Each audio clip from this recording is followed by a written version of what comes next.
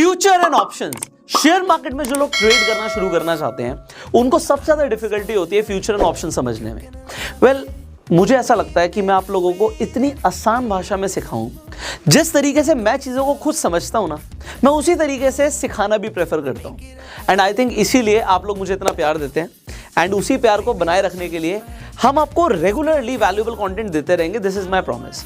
सो आज हम future and options को इतनी आसान भाषा में समझने वाले हैं कि अगर कोई आदमी बिल्कुल नया है, फर्स्ट टाइम वो शेयर मार्केट में उसने इन्वेस्ट करना शुरू किया और उसका इंटरेस्ट है कि वो फ्यूचर एंड ऑप्शंस को सीखे, तो इसी वीडियो से उसे इतनी नॉलेज मिल जाए कि उसे कुछ और इंटरनेट पर देखना ही ना पड़े।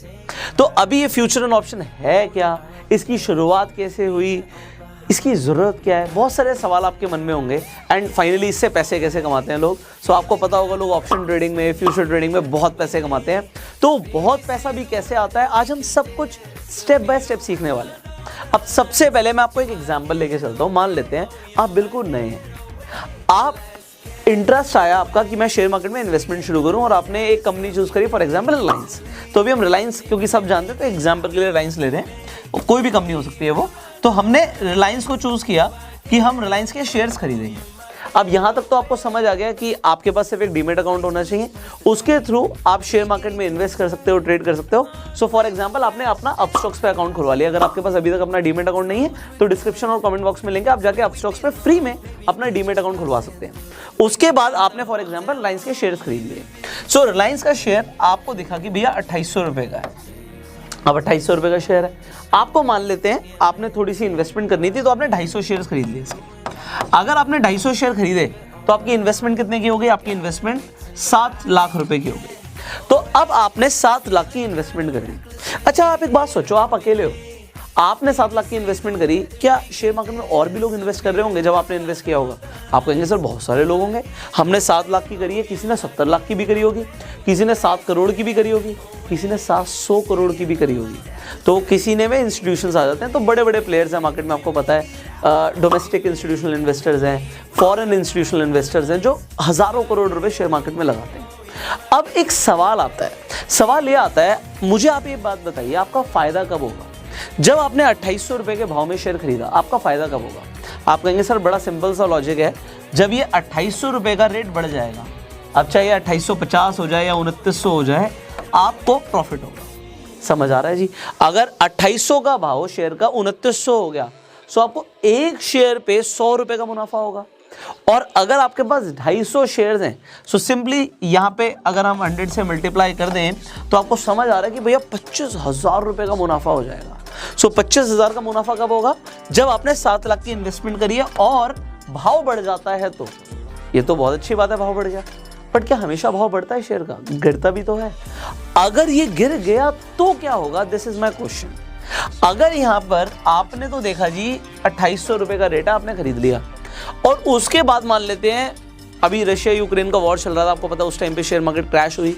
सिमिलरली मान लेते हैं कोई भी वॉर लाइक सिचुएशन हो गई, आपने खरीदा, उसके बाद अगले दिन कोई न्यूज़ आ गई कि भैया अब ऐसा होने वाला है और ये हो सकता है, आप डर गए।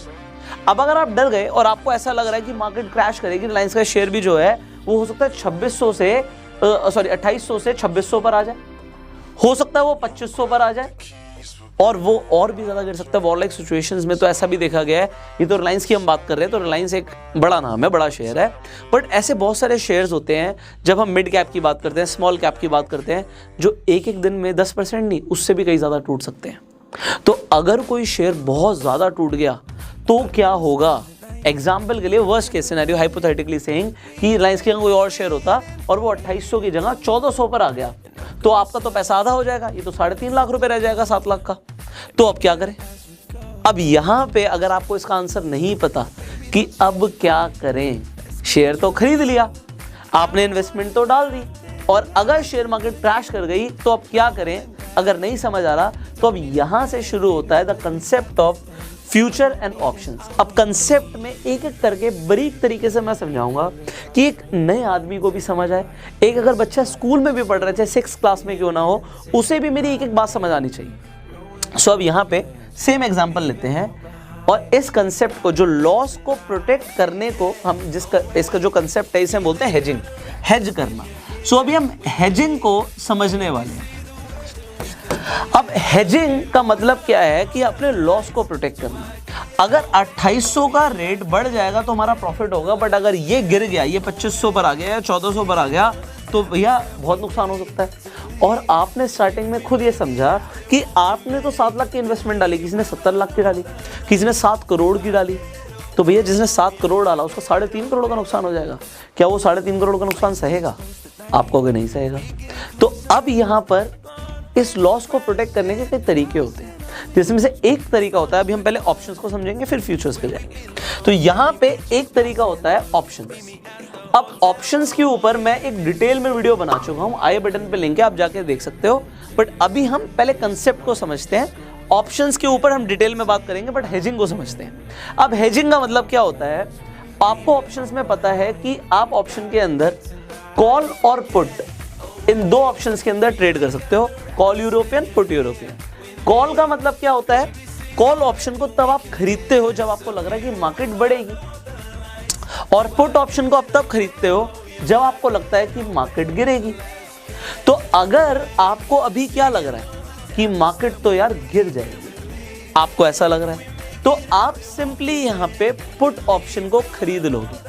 अब एग्जांपल 2800 रुपए का रिलायंस चल रहा है, सो आप सिंपली क्या करेंगे, आप अपने डीमेट अकाउंट में जाएंगे, आप वहां पे मान लीजिए आप स्टॉक्स पर आपका अकाउंट है, आप वहां पे सर्च करेंगे रिलायंस, कितने का भाव? 2800 का भाव, उसका पुट ऑप्शन, और उसके साथ की जो भी आपकी एक्सपायरी है, एक्सपायरी चूज कर लीजिए।